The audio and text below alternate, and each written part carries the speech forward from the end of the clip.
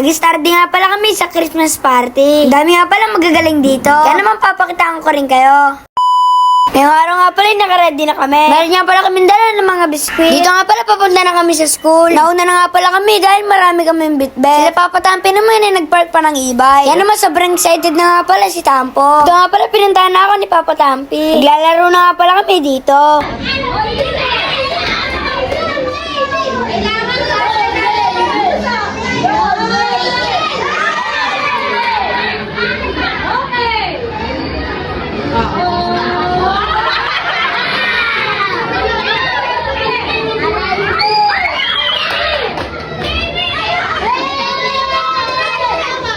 Pagpasensyahan nyo nga pala, hindi ako magaling doon. Subalit nga pala, kami pa rin ang nanalo. Binigay ko na nga pala kay na Mama Tampi yung candy. Dito nga pala pupunta ni Papa Tampi si Tampo. Buti na lang mga malapit lang. Sumisilip lang si Papa Tampi sa bintana. Tamang silip nga pala dito si Papa Tampi. Dito nga pala maglalaro na si Tampo. Kaya naman mag-enjoy nga pala siya doon. Dito naman tayo sa akin. Dito nga pala hindi ko mapigil na aking mga paa na makapag-study. Kasi nga pala sayang ang forma. Dito nga pala tuwan-tuwa si Mama Tampi at si Papa Tampi. Kaya naman nandito na nga pala sa unahan si Mama Tampi.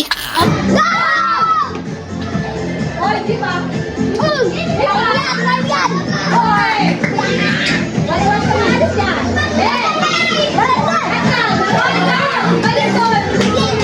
Dito nga pala nanalo na naman kami. Galing-galing ko talaga. Joke lang yung mga kadon David. Dito nga pala sisilip na naman si Papa Tampi kay Tampo. Maglalaro nga pala doon si Tampo. Masyado nga pala mayayain yun. Buti na lang mga sanay na siya. Dito nga pala maglalaro na siya. Matatapos doble, doble. Go! Malinis, hirap. Sige, go. Kaya natin today, Angel.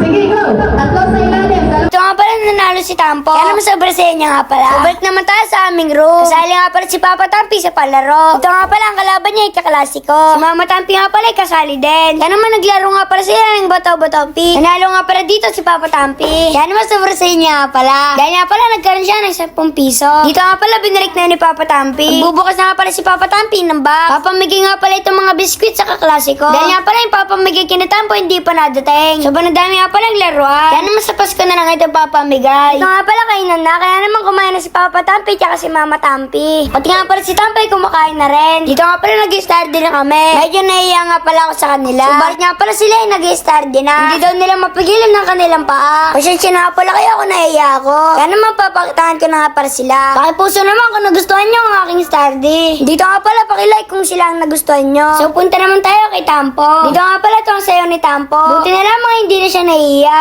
Kita ko nga pala sa kanya na sobrang sayo niya. Oh, it's okay, it's okay, it's okay. Sayan! Sayan! Oh, yun. Sino ang walang nakuha? Oh, Aaron, kuha mo na to. Okay na. Buksan mo. Wow! Isa, buksan mo isa. Kanina galing yan? Ay, ayun galing. Galing kay Ma'am Kari. Yung Karen. Brief. Brief? Ako na lang. Bag? Agad.